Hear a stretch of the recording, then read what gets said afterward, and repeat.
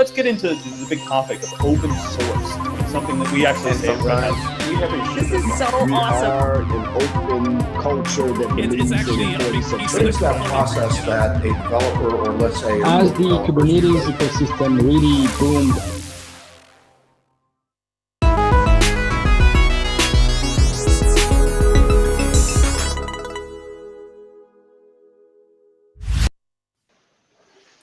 Greetings, good morning, good afternoon, good evening. Did I miss any times of day? Welcome. You have joined the Level Up Hour, where we talk about all things containers, Kubernetes, and OpenShift. And today we are going to talk about something that's very much in the character of what we do on the Level Up Hour, and that's we're going to talk about how to learn more about OpenShift and how to develop your skills and deepen them and become a master of this particular area of the world. And so today I am joined by Nate Stephanie, who is the manager of OpenShift and Application Development Curriculum for Red Hat Training. Greeting, Nate. Hi, Randy. How you doing? Doing great. And I am also joined by my colleague in crime on the certification side, Henry Main, who is the manager of platform and cloud exam development. Good morning, Henry. Good morning, Randy. How are you doing? Doing great. And so, thank you for joining both of you, particularly Henry. Henry is on the U.S. Pacific coast, and therefore this is a very early start for Mr. Main. I have been known to be up at this hour. Yep. And Nate is joining us from lovely Berlin, Germany, where the heat continues, I take it, and you have actually beaten a retreat to the office. I've been getting on my bicycle every day for the past 2 weeks to absorb some of the air conditioning in the office. This is not what we meant by return to the office, right? You do what you got to do. All right. Well, so we're going to talk today about some of the resources that are available and how you can really up your skill. And the thing about it is we cover a lot of things sometimes on the Level Up Hour. The whole purpose being to level up. My co-host Jafar Sharibi is actually on holiday for this episode, and he's usually a reliable source of a deep dive into a great many subjects. Sometimes things that are tech previews, sometimes things that are not even in the tech preview stage and are simply, something that might be coming down the pike from the community. So with that in mind, today we are going to rewind it back to where do you even begin? And so, Nate, I'd like to start with you. I think we have actually some offerings available from Red Hat Training that are free, self-paced offerings that can help you get started. Can you tell us a little bit about those? Yeah, there's I think everyone goes down a slightly different journey on how to get started with OpenShift and Kubernetes in general. I personally started with this thing back in, I don't know, after the summer of 2015, so shortly after 3.0 launched. And boy, it was it was a different time then. The installation alone was a very fun topic. So yeah, we have some what is the SKU DO80 I think that exists out there, for instance, to get people started. But even beyond Red Hat Training content, there's other tools that people can easily use to get started. I often talk about the OpenShift sandbox that exists, where people can go and start exercising some basic use cases on how to use OpenShift, how to deploy a simple application, how to create your services and secrets and that type of thing. I know a lot of people use OpenShift Local, which used to be called Code Ready Containers, which used to be called something else before that. I can't remember. Yeah. And then of course there's trial clusters and things like that. But yeah, if you're looking for some self-paced guided exercises from Red Hat training, that DO80 course exists out there. And then some of the other materials that you can find, for instance, in the developer sandbox are what I would use to get started nowadays to at least dip the tip of the toe in the water. Yep. And actually, there's one other thing that I would mention is that we actually have something with the very unlikely title of learn.openshift.com, and you might be shocked to learn that you actually learned some things about OpenShift there as well. Henry, what was it like? So you were put in the thankless position of having to create exams going back to I think our earliest OpenShift exam was on version 2.1. Is my memory? Yes, it was, which was a completely different beast. Yeah. So we associate OpenShift so closely today, of course, with Kubernetes and containers, but interestingly enough, OpenShift actually precedes both the use of containers and Kubernetes. So what was it using back then, just for a little bit of historical context?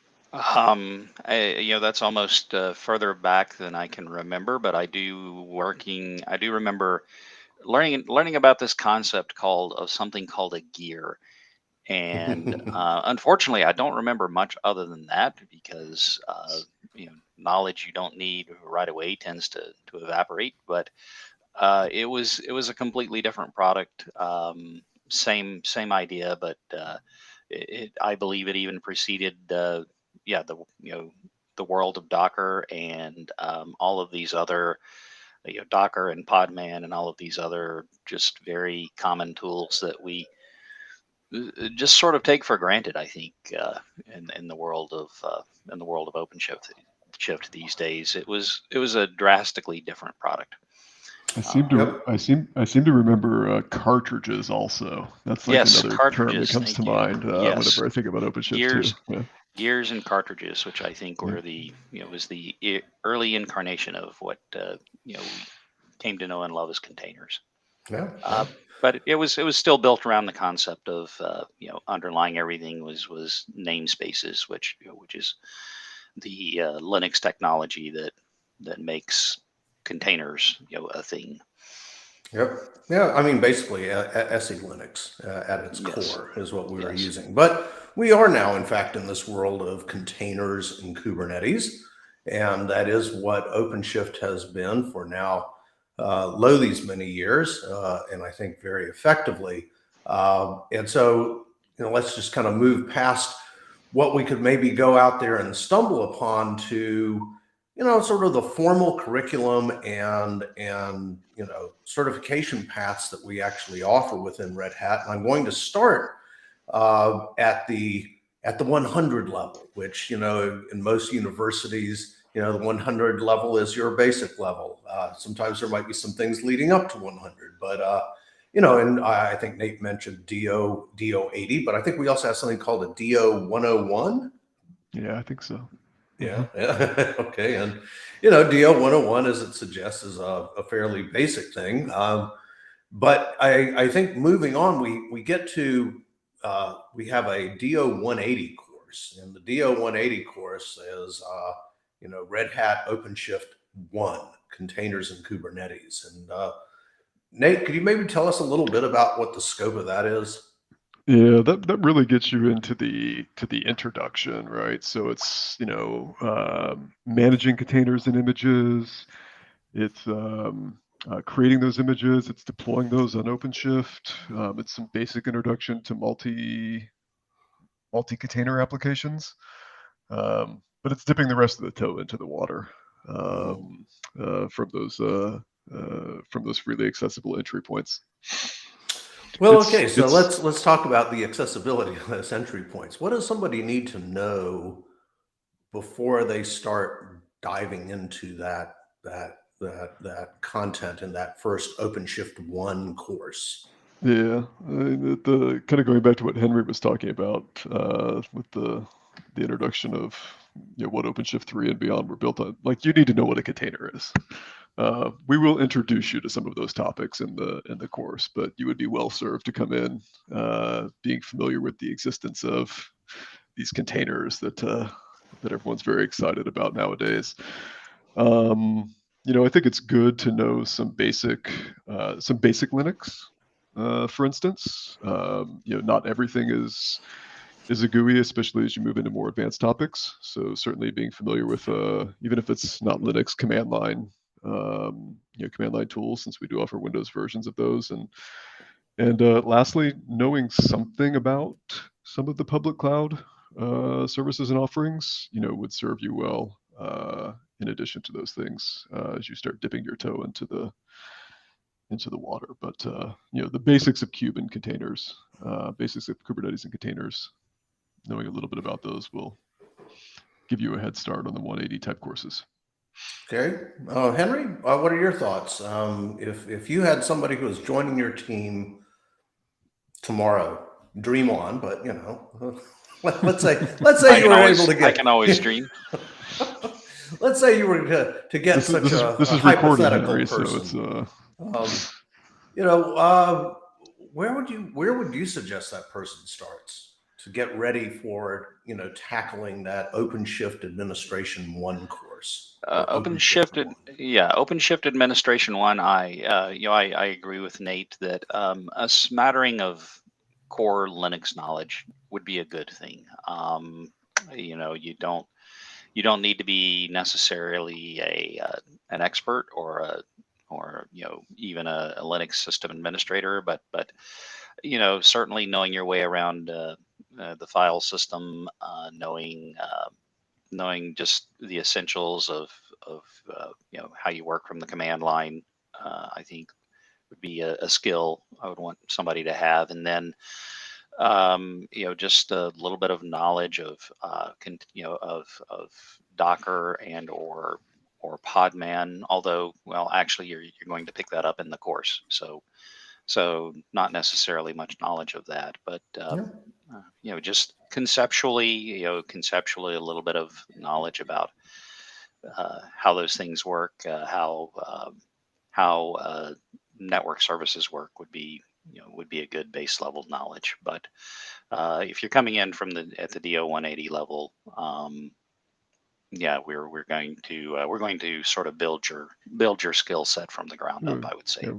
We'll hold your hand a little bit to well, and I think one thing I'll add to that too is that a couple of years ago, maybe, we actually started making containers part of what we expected people who were earning the Red Hat certified system administrator credential and the sort of associated courseware that we had. We started making that something that we tried to get everybody to know, because we saw that as really the trend, that if you are working, if you're working in this space, this is something that's going to be core knowledge for you. But, I'm going to point out something else too. And I'm going to talk about my co-host because he's not here to defend himself. I'm here, every other week with Jafar, and I'm fascinated by how seldom he ever has to do anything on the command line to demonstrate a lot of the really interesting topics that he does. And so I think that, the OpenShift console has evolved quite a bit in the sense that there are a lot of things you can do now, and that maybe it is less command line driven. Is that a reasonable statement?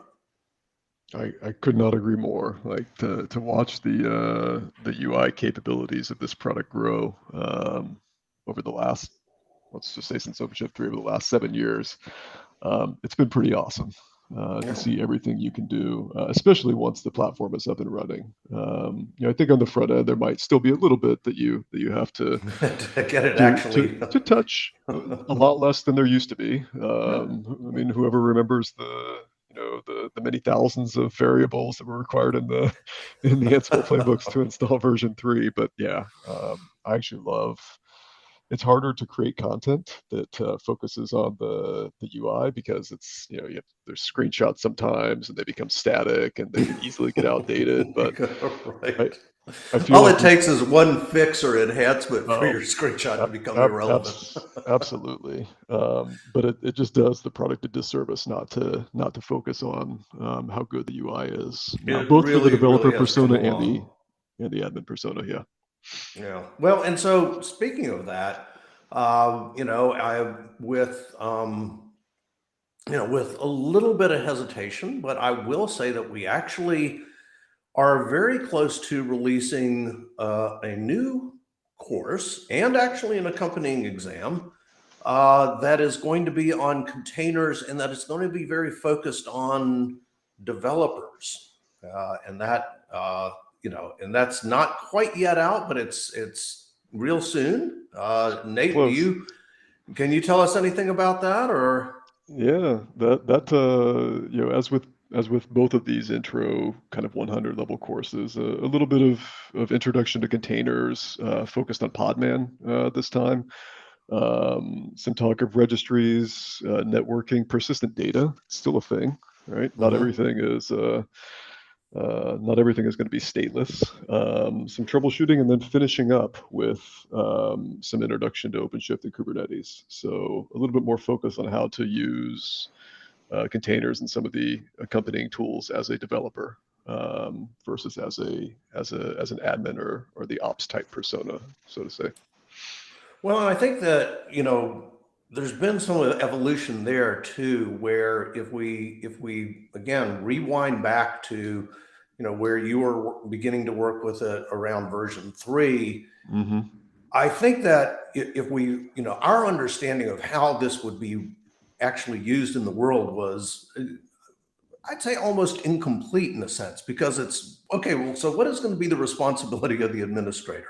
What's going to be the responsibility of the developer? And in general, I'd say in industry, there's been this convergence where it's not as clean a line as it once was. But at the same time, I'd say that around things like Kubernetes and containers, there is emerging a little bit of clarity about, look, building the container and what's in there and some of those things maybe are really more the developer focus at this point, with the administrator being more responsible for some of these things like, well, go figure, the infrastructure and the orchestration. Does that sound like approximately correct?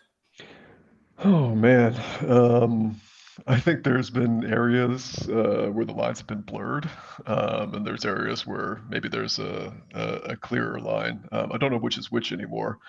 I remember I used to be a solution architect, so I would be visiting with customers selling this product back in the early days of OpenShift 3, and trying to get the stories. We were trying to figure out how to present this to the admin persona, and how they were evolving from the before times, the before containers times. And well, this will probably be your responsibility, but the developers will still do this. And then like those lines really started to blur more and more.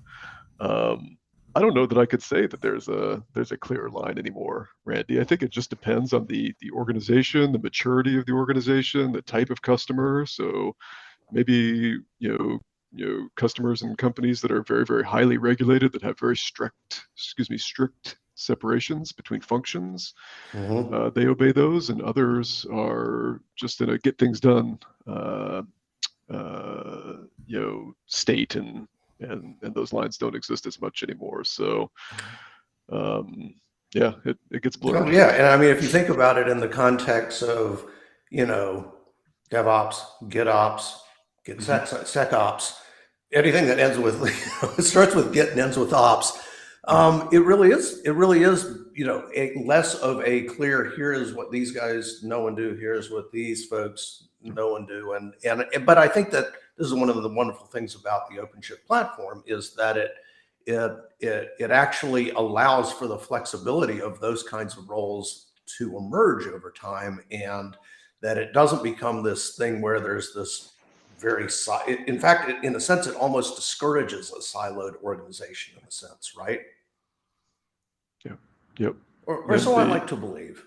yeah. Well, so let me move on to the 200 level, where we offer the Red Hat OpenShift Administration 2, operating a production Kubernetes cluster course. And I'm going to add, we also offer a corresponding exam called the Red Hat Certified Specialist in OpenShift Administration. Okay, and this has really emerged as one of our most popular certifications for people to go after, which is, quite remarkable in that, historically our biggest ones have been those Linux focused ones, and they still are extremely popular. Congratulations to Mohammed Saeed for having earned RHCSA.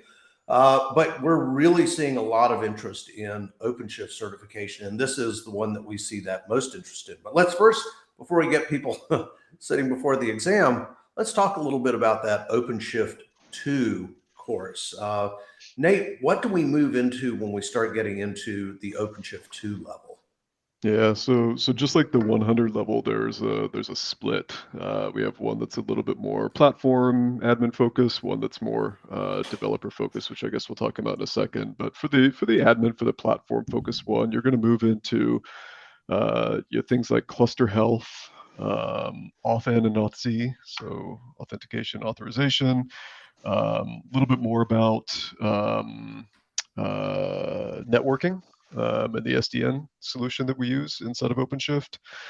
Then I think we finish up with like how does scheduling work inside of a cluster. So, if you have a larger cluster and you need certain types of workloads to land on certain types of nodes, for instance.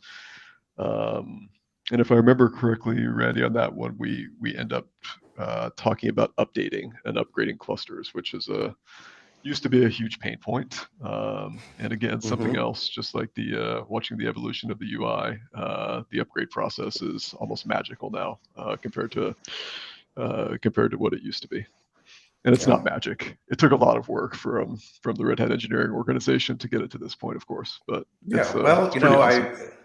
I think one of the keys here for that I'll just mention as an aside is that OpenShift has been this real focus for us for some years, and I think nothing illustrates how important OpenShift is in that our recently announced CEO Matt Hicks was actually one of the people who worked on the very, very earliest iterations of OpenShift, and so there's a certain logic to all of that we've had all this attention on this, and that this is a very important direction for Red Hat.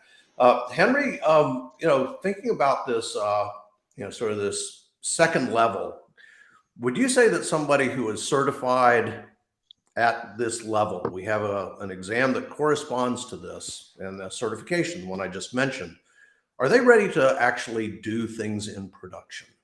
Yes, I would say they would be. That is the focus of the exam. I think we've got a question here that asks is someone who attends the course ready for core production responsibilities, and I would say yes, they are. I don't know that you would want to turn them, depending on their level of experience. You might not want to turn them loose completely unguided, but they should be, and a lot of that would just center around, other sorts of knowledge and soft skills that just come with experience, not necessarily related to somebody's level of experience with OpenShift. But right. Well, there's always something beyond technical capability, right? And we can certify technical capabilities. I'm not necessarily going to go out on a limb and try to certify judgment or right, exactly. they might be able playing to well with apply. others. They might be able to apply that update, but whether or not they can make the decision as to when it's the right time to apply that update, right? So yes, somebody who sat the course and took the exam, I would be perfectly comfortable presenting them as someone who could be trusted to start managing a production cluster.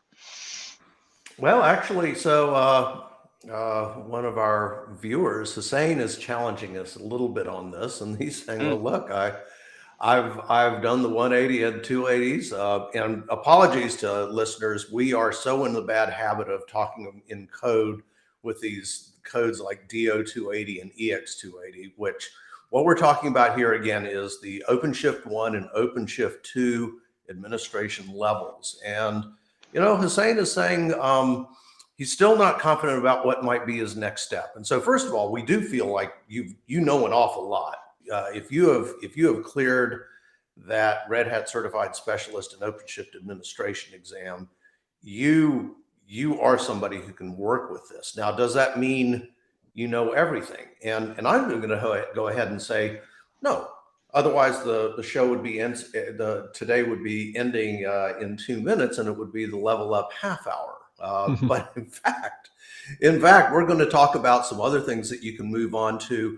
And I think these other things that you move on to are sort of dependent on the particulars of how your organization actually uses OpenShift. But we'll get to those in a minute. Before we do, I want to talk a little bit about this other path that Nate alluded to, and that is one that's more developer focused. And specifically, we have a course that is entitled Red Hat OpenShift Development 2, Containerizing Applications. Okay. And so this, as the name suggests, DO288 is a more developer focused offering. And so Nate, maybe give us a little bit of background on what's covered in that and how it differs from the, why we're sort of forking now between admin and developer. Tell me how they differ. Yeah, so when we were talking about the admin course, at the 200 level, that's kind of like if you think of a persona, think of the 100 level is the operator, the 200 level is the administrator, and then when we get to talk about the 300 level for the platform side, we get into the engineer or the SRE type persona maybe. So the split and the reason we started to fork these off with 280 and 288 for the platform and the developer path more specifically is it's focusing on what people do. So a quote unquote developer, I guess this is an imperfect word because there are developers that work exclusively on the platform and in operations and designing that piece, and there are developers that are building the higher level applications for the business. So take this in the generic spirit that it's intended when we say developer here, but we focus more on where we stopped in 188. So deploying and managing those applications on OpenShift versus just running a container on your laptop with Podman, for instance. We get a little bit into the sourced image functionality. So how do we take your source code and just build the container image for you and start running it on the platform? It's not magic. It's something that works pretty reliably. It's not very customizable, right? It's not going to be like a long pipeline with unit tests and integration tests and things like that. But we do focus more on getting those applications built and run on the platform itself, or designed to run on the platform versus just running an application or just building an application on your laptop. So think of it maybe as moving into the enterprise developer mindset versus the developer doing something on their laptop mindset. All right. Well, yeah. So that provides a little clarity on the difference there. Putting aside, learning about, OpenShift in these different paths, Henry. What are your thoughts in terms of, the good practices in terms of getting ready for a Red Hat exam in general? Oh, for for a Red Hat exam in general, do as much as you can. So there was some mention of some resources earlier to start getting your toes wet with OpenShift. Leverage those would be a good starting point. Taking taking some of these courses that are under discussion and doing the labs, and you get if you have a learning subscription, you get a certain amount of access to online labs. I don't think I can emphasize enough the criticality of not just reading the materials, listening to the lectures from your instructor, and trying to understand as much as you can about how things fit together, but actually going in and working with the technology and making mistakes I used to be an instructor, and I used to tell my students that when you make a mistake, that's actually one of the best things you can do, because that's really how you learn, is trying to analyze where you made the mistake and what that caused, and how to get yourself out of it. That's where you really start to internalize some of that knowledge. So um, you know uh, uh, our courses are excellent preparation, but I think courses in conjunction with practice is one of the best things that you can do to prepare for any of our exams. Um, so the exams are hands-on, so that means the more hands-on you have, the more, I think, the more comfortable you're going to be Yeah, in the exam. absolutely. Well, so I'm gonna pause us a bit on the OpenShift front and just speak a little bit more generally about preparation. And one of the things that I would want people to know is that, if you are able to do some training on this subject, and look, it's always possible to sort of, learn on one's own. It is challenging, and it is also maybe not always the most time efficient way to do it. And so, if you're going to pursue training, I want people to know that Red Hat offers a lot of different ways to train. You're able to train in an open enrollment classroom environment, for example. Now, nobody's going to be shocked to hear that we have run a lot fewer of those in the last 2 years on account of the pandemic than we have historically, but those are coming back. But in addition to those sort of in-person go to a place, we have self-paced offerings. Nate, do you want to talk a little bit about the different ways, the different kinds of self-paced that we have?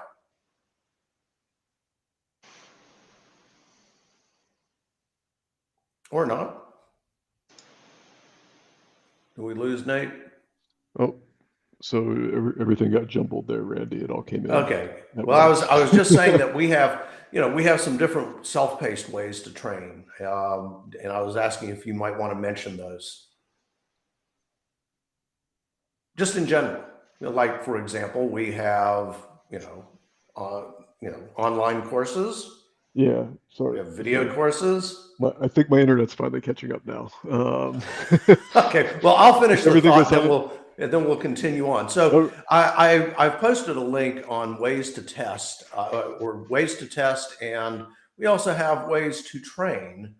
And I guess what I would want people to know here before we move on in our discussion of uh, of OpenShift specifically is that, first of all, we have multiple ways to train. You have open enrollment courses. If you work for an organization that wants to bring us in and conduct private training, we can do that. We can do virtual training where you have an instructor, a live instructor, but people are virtual and remote.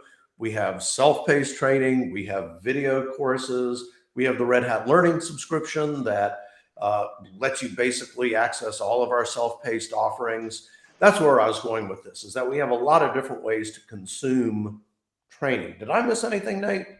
no, I think that actually is pretty comprehensive, and I think there's people that have been in this business for a while, whether you're on the delivery side or the receiving side. There's more and more desire to be able to do things how you want. Some people love the in-person thing with the instructor, and you have all the knowledge and experience that comes with them. And some people just want to sit down in their bubble and do their self-paced course and have their hands-on environment. And both of those are perfectly valid, and you get all of those options. Consuming the Red Hat training offerings. Yep. And so similarly, Henry, we also offer some different ways to take exams. And again, we have a classroom exam where you enroll in an open enrollment session, or we can conduct it as a private session. We also have two different ways to take it individually. One of them is a testing center and one of them is remote. Maybe Henry, can you describe a little bit about the difference between the testing center and the remote exam? Sure. I guess the primary difference is that in the case of the testing center exam, you're using hardware that we provide, and you're in a location where we've made sure the environment is properly configured for you to take an exam, and generally, it's going to be a quiet environment. No barking dogs, no children, running around screaming outside, those sorts of things. The alternate, and I would say one of our more popular ways to test here in the past couple of years has been our remote exam offering. And with remote exams, you take the exam on your hardware using a special a bit of magic. And again, it's as Nate would say, it's not really magic. It's just the result of a lot of hard work on the part of various people. But you download a live USB image, and you boot your personal laptop or desktop, whatever system you have at home or in your office or wherever you decide is an appropriate location to take your exam. You boot into this special environment, and it connects you to our online exam environment, in which you first talk with a proctor, and they verify that you are who you are. And then you get connected to a desktop that looks very, very similar to exactly what you would see if you were taking the exam in a classroom or in a testing station. In fact, it's about 99.999% identical. At that point, you're in a virtual environment. Of course, we're not running. If you're taking, for example, an Openshift exam, we're not running Openshift on your personal system at home, because very few of us, I think, have a personal system that would allow you to run a full-fledged Openshift cluster. But you're working in a virtual environment, and it's fairly indistinguishable from working in any of our other exam modalities. So it goes back to Nate's point, is that what is it that you actually want to do? What is going to be convenient for you? It might be that it's more convenient as a matter of your living circumstance to take the exam at a testing center where maybe your significant other isn't there in the house, your pets aren't in the house, your kids aren't in the house. Maybe your desk looks like my desk does most of the time. Being able to go somewhere else is convenient, but for a lot of people, maybe not doing that is also convenient. So, I wanted to cover a bit of those options. I would also mention that we have a Red Hat Academy program, which works through universities and colleges. And if you're somebody who is a university or college student, that might be an option for you. And then one last thing that I would mention is that we also find that a lot of people are interested in the Red Hat learning community, which is an online community where people who are undertaking some sort of learning journey with Red Hat can go and talk about things and get help from each other. And, there is a concept in the world called social learning, and it does seem to actually help people. And in fact, I was just looking at some numbers yesterday that suggest that people who do that actually seem to do a bit better with our certification exams. Pro tip. So we have getting back to sort of the nub of the matter, and that's OpenShift. We do have a question. Is there a course focusing on default capabilities like FSETID and their influence in the container? FSETID.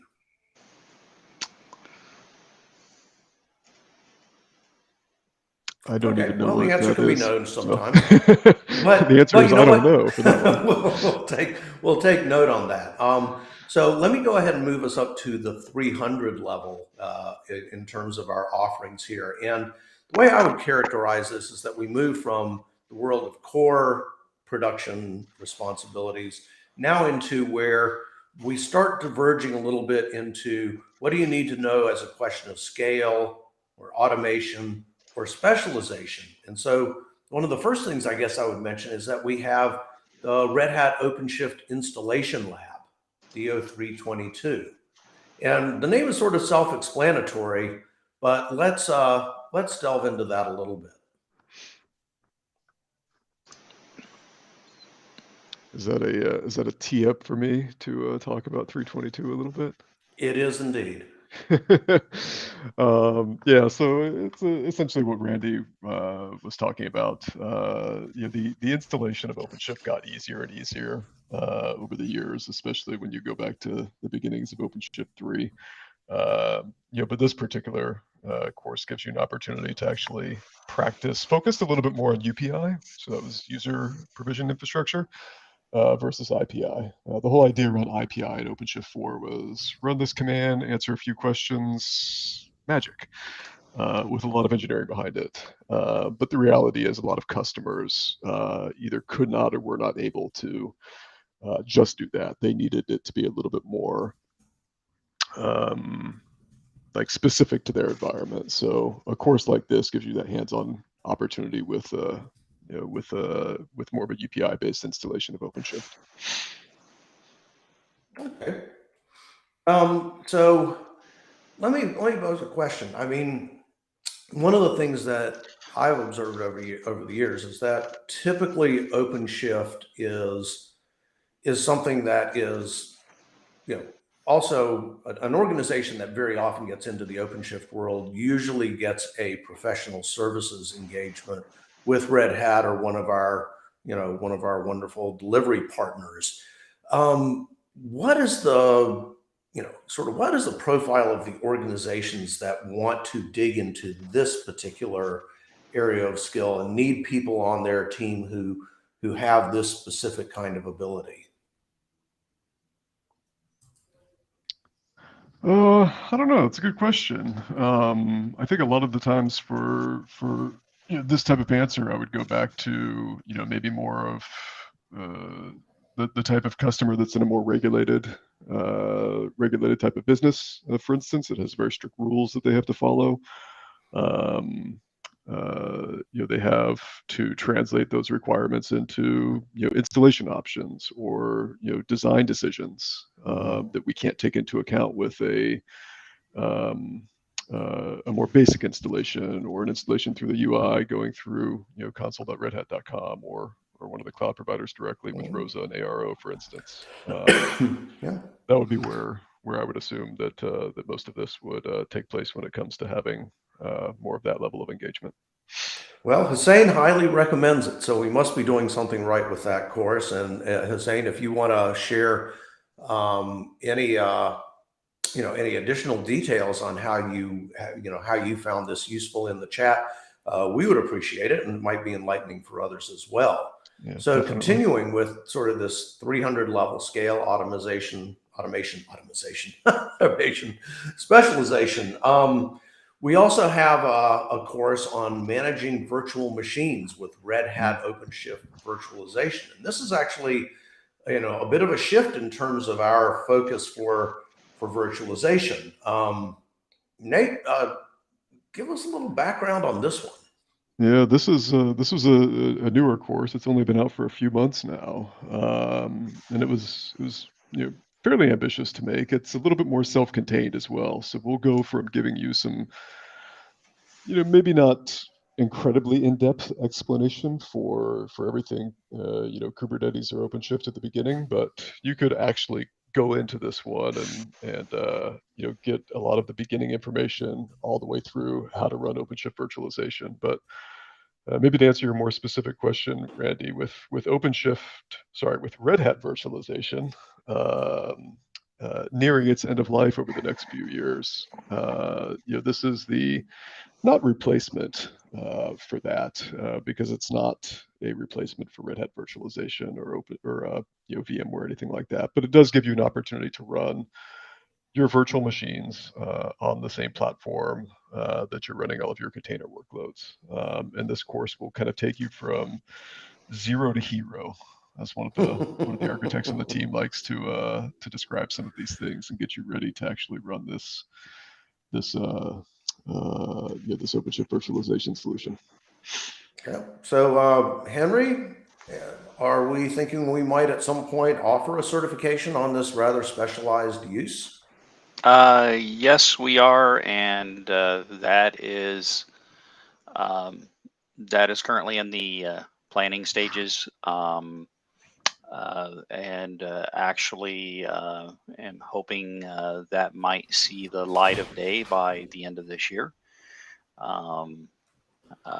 But we do have plans for an associated exam on the board,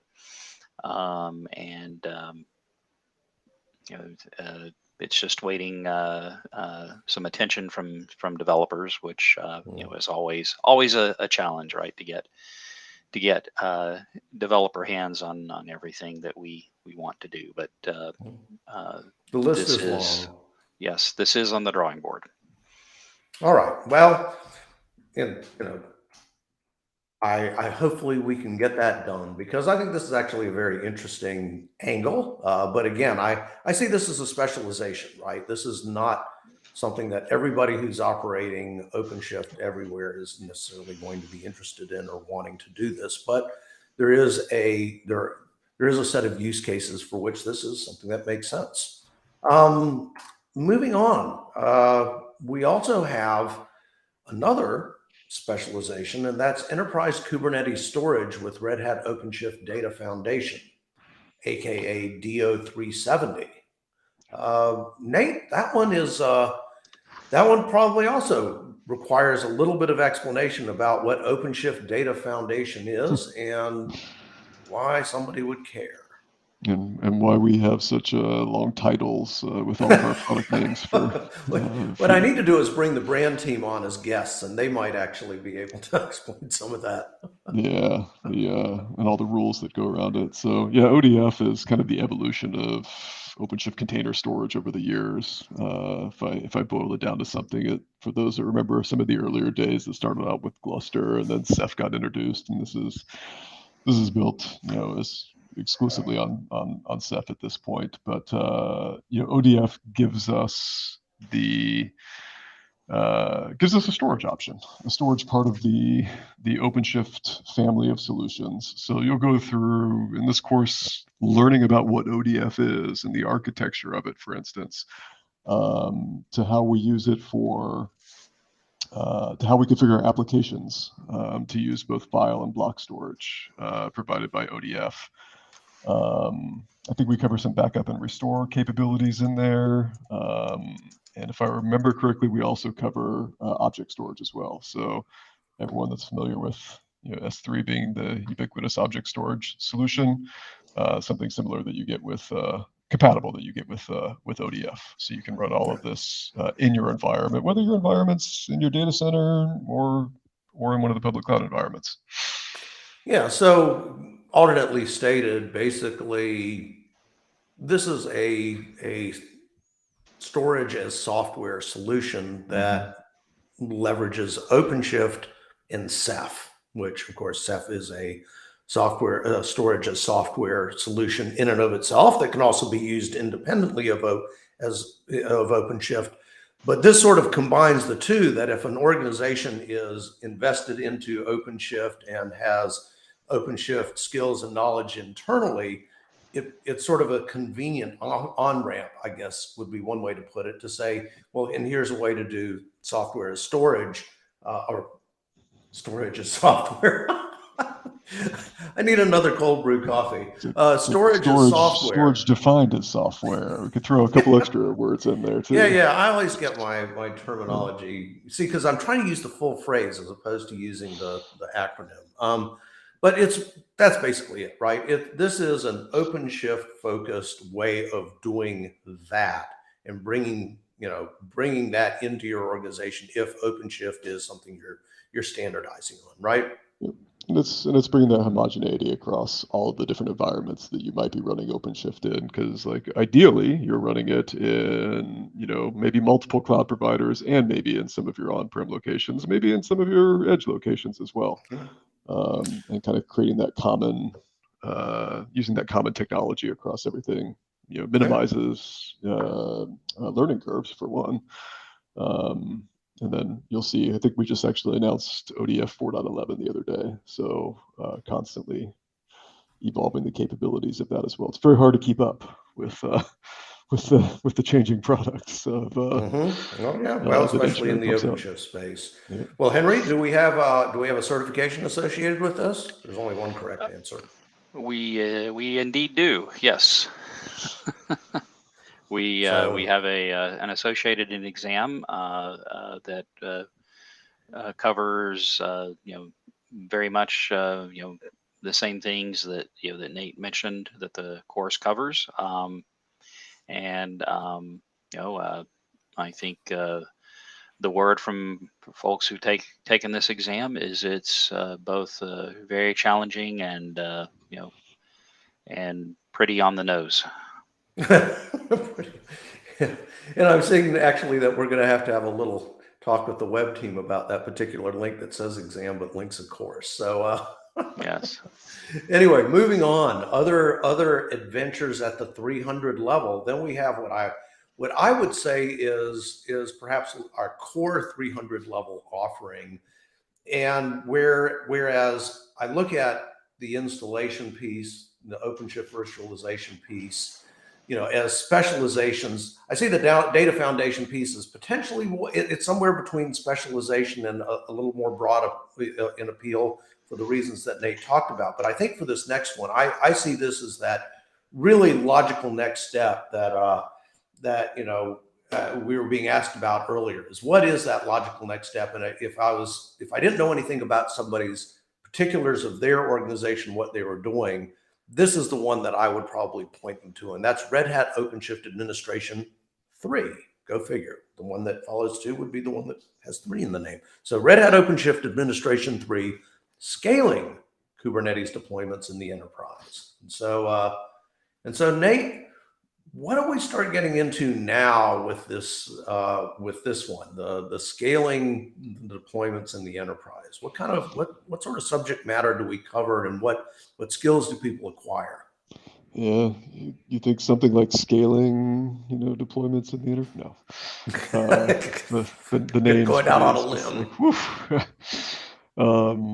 So I mentioned a little while ago the different generic personas, from the more of like an operator to an administrator to getting into the engineering levels for all of these.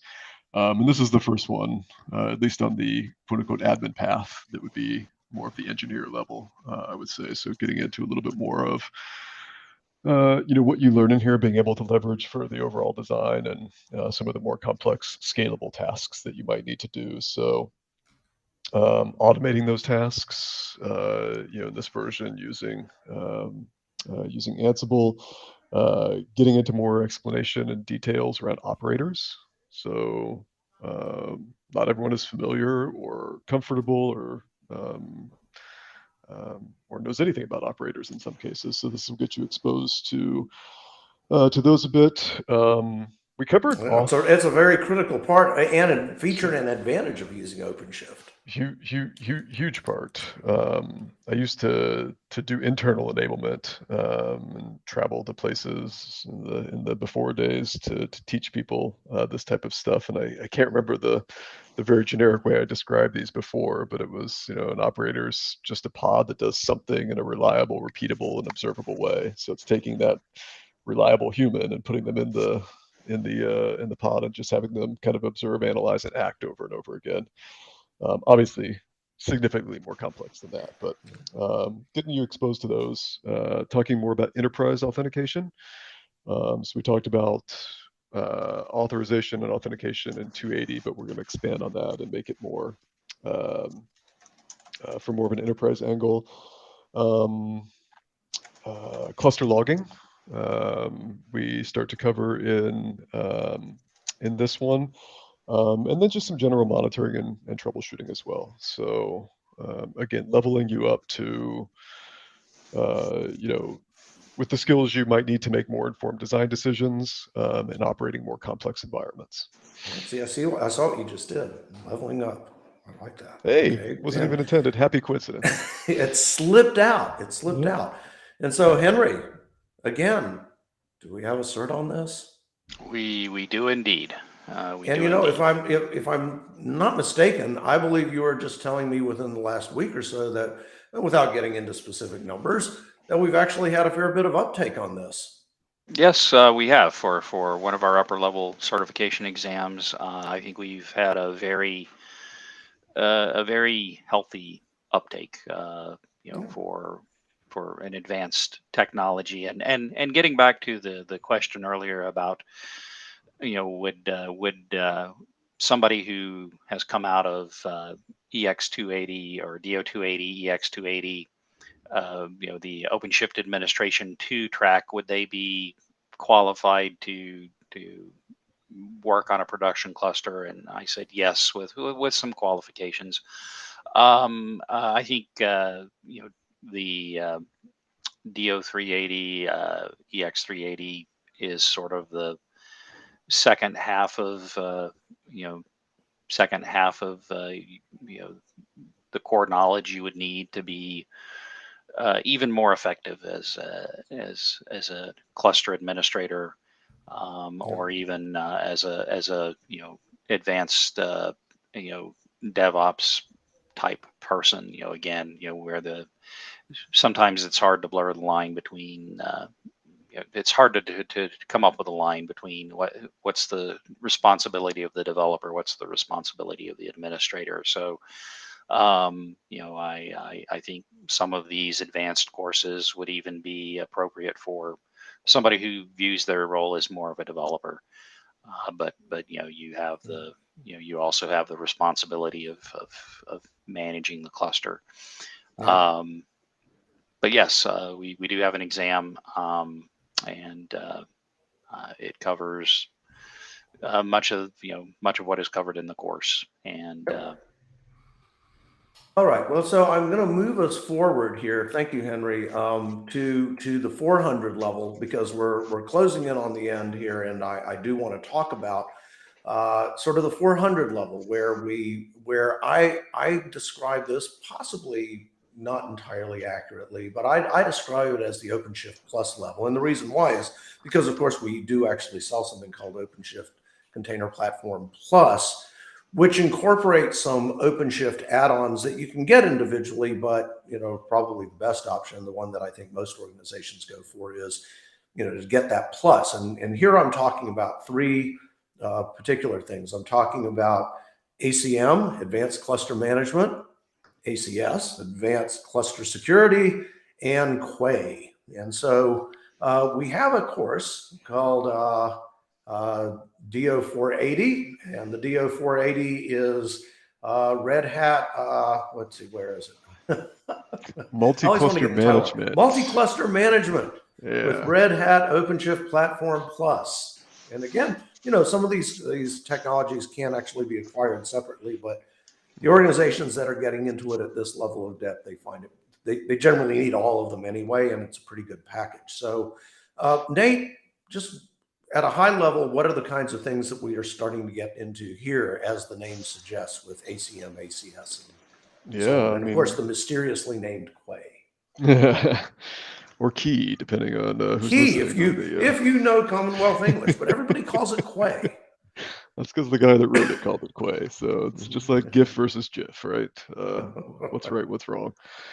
No, this is where we start getting into more of the solutions, right? This isn't necessarily product training. It's not going down, 100 miles in one product, but we cover 4 here at minimum.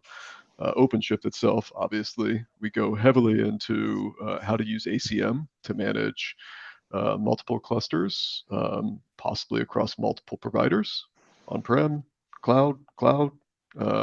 Doesn't really matter. That's kind of one of the desires and promises behind the open hybrid cloud approach.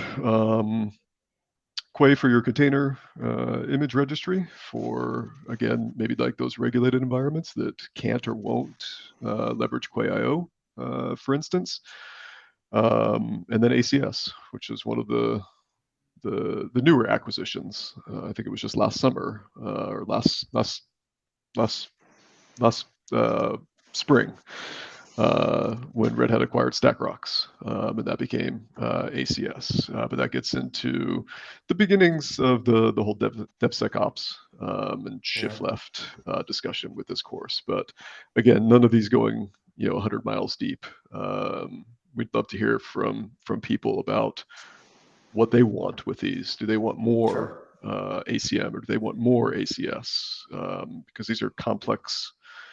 The full usage of those products can be very complex. It can always get deeper. It can always get deeper. That seems to be the story. Well, that's in general the story with tech, but it's the story with OpenShift more than really anything else that Red Hat has had that I can think of, is that just when you think you were getting to the bottom of the well just gets deeper and deeper. Yep. So I think this is again, there's to the question asked earlier, there is so much more to that one can learn. Don't underestimate your skills and knowledge if you're somebody who has gone through that OpenShift admin 2 or OpenShift developer 2 level. You are somebody who has skills that are absolutely valuable in the market. Just understand that it goes so much wider and so much deeper, and I think we offer a lot. So just to close us out before one last announcement, I would say there's also some things there's some technologies that are what I'd call OpenShift adjacent, that we offer some training and certification on. And maybe if we could just mention a couple of those quickly in passing, Nate. Yeah, we captured a few of them that I thought would be interesting to call out. So I'll actually read the course names since they're long and I don't remember them all by heart. Exactly Building resilient microservices with Istio and Red Hat Service Mesh, OpenShift Service Mesh. So as that name implies, it's a course that kind of teaches you one of the layered products that runs on top of OpenShift, which is OpenShift Service Mesh, which is based on a few different upstream projects, including Istio, and I think we still include Jaeger and those pieces in there for tracing. What was the other one? So Red Hat Cloud Native Microservices development with Quarkus. You guys have awesome OpenShift clusters. You're a wizard at running them and designing them and operating them, but you still need to be able to run things on them. So these are the courses that will help get your developers ready to start writing applications, microservices applications, or otherwise, and using Quarkus for running them. We have a course on AMQ streams, which is based on Apache Kafka, so developing EDA, event-driven applications and streams.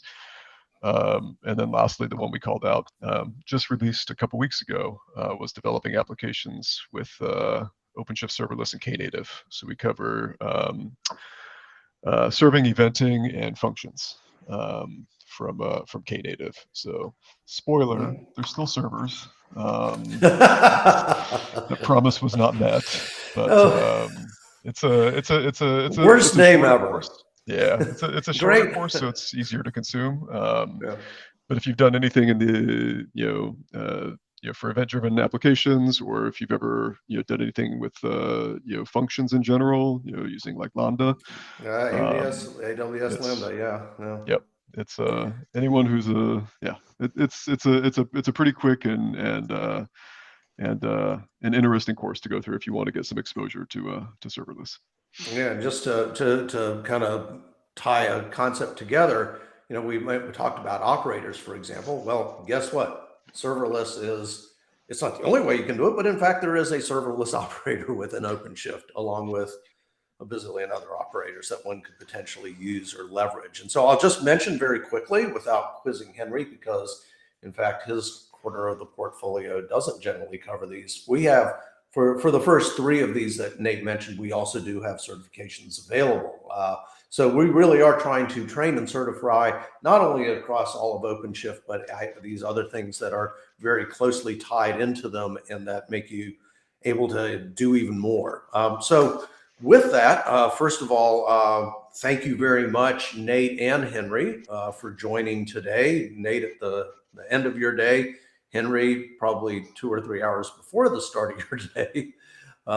And I really appreciate your coming out. And then, one other thing that I'm going to announce is that this is, in fact, our second to the last episode of the Level Up Hour. We have, this is our 68th episode, if memory serves, and we have covered a lot of ground. All of our sessions have been, dutifully archived and available on the web, at your convenience. And I'd say there's a lot of topics and subject area that you might want to go back and explore and subscribe to and dig into, because you could spend a lot of time looking at this stuff. And so I would say, first of all, just because this is the second to last episode, you are not off the hook for liking, subscribing, and sharing, because that content will still be out there. And then I'll also say, in a couple of weeks, we will have our final episode, and it'll be a very special episode with special guests, where we will look back at some of those interesting episodes, talk about what's coming in the future, and have a really, I think, very enjoyable last hurrah on the Level Up Hour. And of course, I'll add to that Red Hat will continue to put a lot of content regarding OpenShift. We will continue to offer live streams. We've just come to a convenient stopping place for this one. So please do like, subscribe, and share, and do join us in 2 weeks when we have a really special last show. So with that, thanks again, gentlemen, and thank you for attending the Level Up Hour. Bye, everyone.